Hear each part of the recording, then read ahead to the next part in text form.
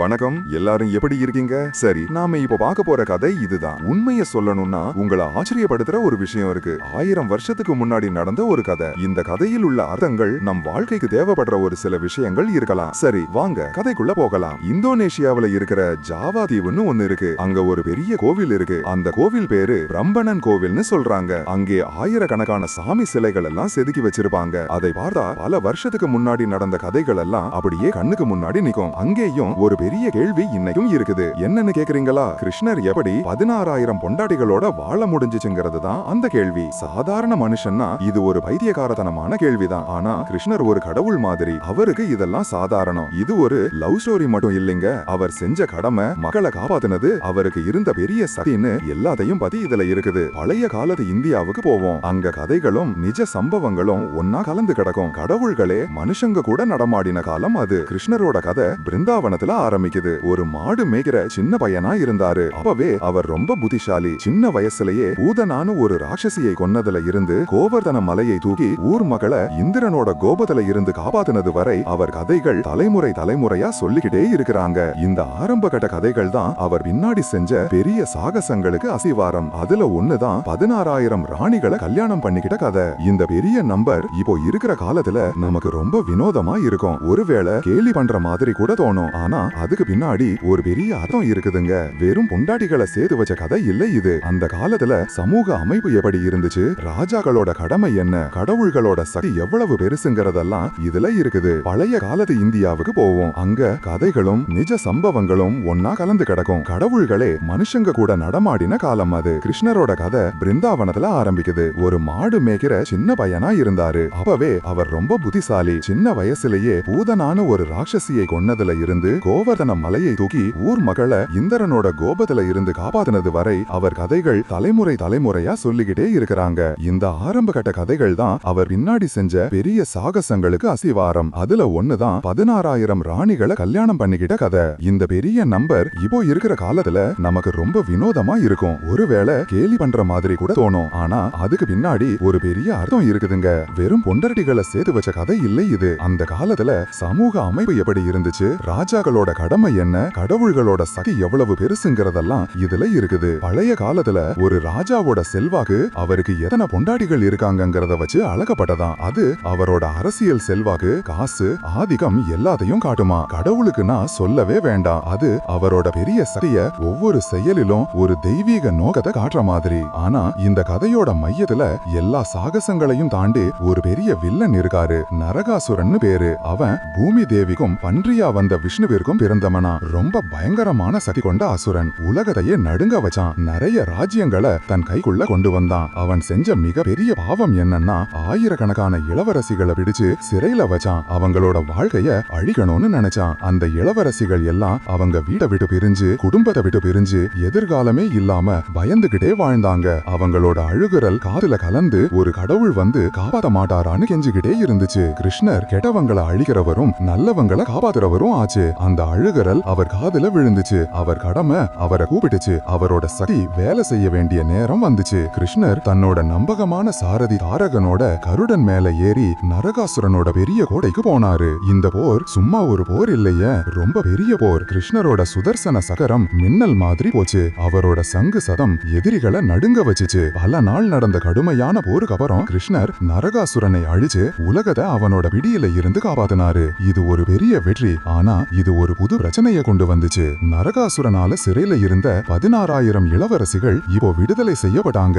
ஆனால் அந்த விடுதலை ஒரு புது துயரத்தோட ஆரம்பமா இருந்துச்சு. அந்த காலத்து சமூக வழக்கப்படி ஒரு அசுரனால சிறையில இருந்து விடுதலை செய்யப்பட்ட பொண்ணுங்க சமூகத்துல மரியாதை கிடைச்சு வீட்டுக்குள்ள வர முடியாது. அவங்க அசிங்கப்படுத்தப்பட்டாங்க, தீடுன்னு கருதப்பட்டாங்க. அவங்கள கல்யாணம் பண்ணவும் யாரும் முன் வரல. அவங்க எதிர்காலம் என்னன்னே தெரியாம இருந்துச்சு. வாழ்க்கைக்கு எந்த நம்பிக்கையும் இல்ல.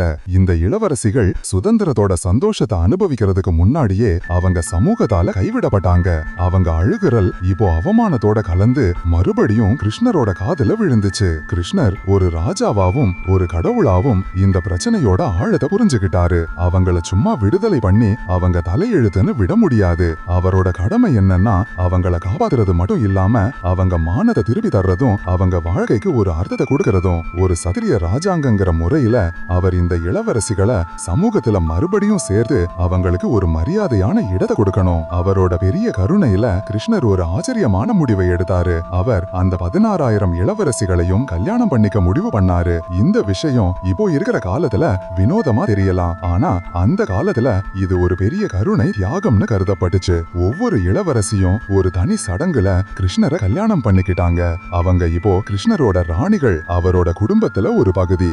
இது அவங்களுக்கு சமூக பாதுகாப்பு கொடுத்துச்சு, இழந்த மானத்தை திருப்பி கொடுத்துச்சு, அவங்கள மறுபடியும் சமூகத்துல சேர்த்துச்சு. ஆனா ஒரு மனுஷன் எப்படி 16,000 பொண்டாட்டிகளோட வாழ முடியும்? எப்படி ஒவ்வொருத்தருக்கும் நேரம் கொடுத்து கவனம் செலுத்த முடியும்? இது சாதாரண மனுஷனுக்கு முடியாத ஒரு கேள்வி. இங்கதான் கிருஷ்ணரோட தெய்வீக குணம் வெளிப்படுது. புராணங்கள் சொல்றபடி கிருஷ்ணர் ஒரே நேரத்துல பல உருவங்கள்ல தன்னை வெளிப்படுத்தினாரு. ஒவ்வொரு ராணியும் கிருஷ்ணர் தான் அவங்க துணைவர்னு நினைச்சாங்க. அவர் எப்பவும் அவங்க கூடவே இருக்கிறதாவும் அவர்கள் கூட பேசுறதாவும் அவர்கள் ஒவ்வொருவருக்கும் தனிப்பட்ட கவனத்தை அளிப்பதாவும் உணர்ந்தனர். இது அவரோட பெரிய சக்தியை காட்டுது, அவரோட தெய்வீக வலிமையோட ஒரு வெளிப்பாடு. அவர் பல உருவங்கள்ல இருந்தாலும் அவர் ஒருத்தர் தான். இந்த கதை வெறும் பெருமை பேசுற கதை இல்லைங்க, இது ஒரு சமூக பிரச்சனைக்கு பெரிய தீர்வு. கிருஷ்ணர் இந்த இளவரசிகளுக்கு ஒரு தந்தையாவும் புருஷனாவும் பாதுகாவலராவும் இருந்தாரு. அவர் அவங்களுக்கு மட்டும் இல்லாம அவங்க பரம்பரைக்கும் அவங்க சமூகத்துக்கும் ஒரு புது வாழ்க்கையை கொடுத்தாரு. இந்த செயல் அவரோட கருணையின் ஆழத்தையும் அவரோட ஆட்சியோட நீதியையும் காட்டுது.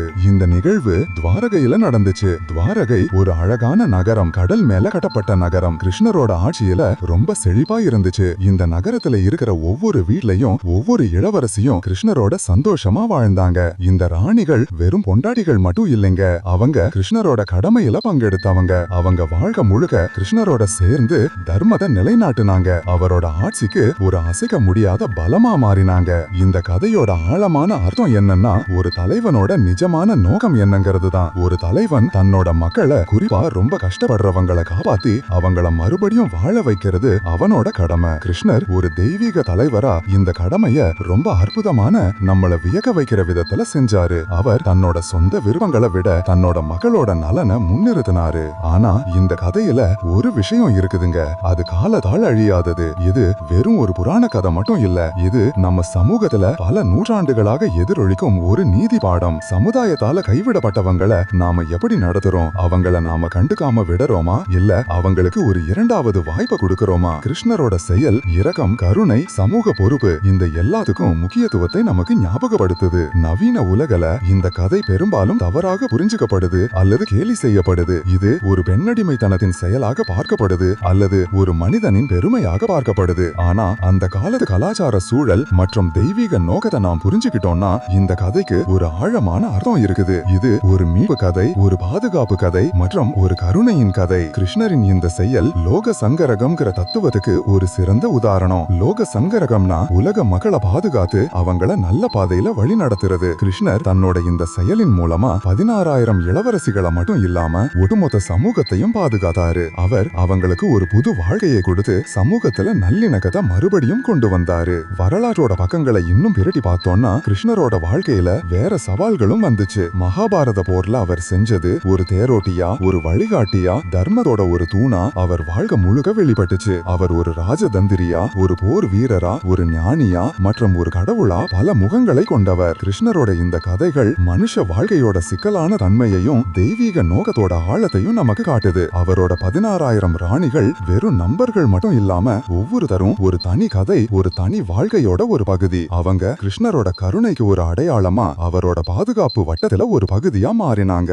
கடைசியா கிருஷ்ணர் எப்படி 16,000 மனைவிகளோட வாழ முடிஞ்சுச்சுங்கிற கேள்விக்கு பதில் அவரோட தெய்வீக இயல்பிலும் அவரோட கருணையிலையும் அவரோட கடமையிலையும் இருக்குது. அவர் ஒரு சாதாரண மனுஷன் இல்ல, அவர் ஒரு கடவுள். அவர் செஞ்ச செயல்கள் மனுஷங்க செய்யறத தாண்டி போனது. அவரோட நோக்கம் தெய்வீகமானது. இந்த கதை ஒரு அதிசயம், ஒரு பாடம் மற்றும் ஒரு காலமற்ற புராண கதை. இது இன்றும் நம்மளை ஈர்க்குது மற்றும் சிந்திக்க வைக்குது. பிரம்மானந்த கோவிலோட நிழல்ல ஜாவா தீவோட மர்மமான காடுகள்ல காத்து சலசலக்கும் போது கிருஷ்ணரோட இந்த கதை எதிரொலிக்குது. ஆயிரக்கணக்கான வருஷத்துக்கு முன்னாடி நடந்த ஒரு கதை, ஆனா அதோட பொருள் இன்னைக்கும் நம்ம மனசுல ஒலிக்குது. ஒரு கடவுள் போன்ற அரசன் தன்னோட மக்களை பாதுகாக்க, தன்னோட கடமையை நிறைவேற்ற எந்த எல்லைக்கும் செல்ல தயாரா இருந்த ஒரு அரசன். அவரோட கதைகள் காலத்தால் அழியாதவை. அவரோட போதனைகள் நம்மள வழிநடத்துது. மேலும் அவரோட 16,000 ராணிகளின் கதை கருணை, பாதுகாப்பு மற்றும் தெய்வீக அன்பின் ஒரு அற்புதமான அடையாளமா நிக்குது. இந்த கதை உங்களுக்கு பிடிச்சிருக்கும்னு நம்புறேன். தொடர்ந்து நம்ம சேனலுக்கு ஆதரவு கொடுங்க. நன்றி.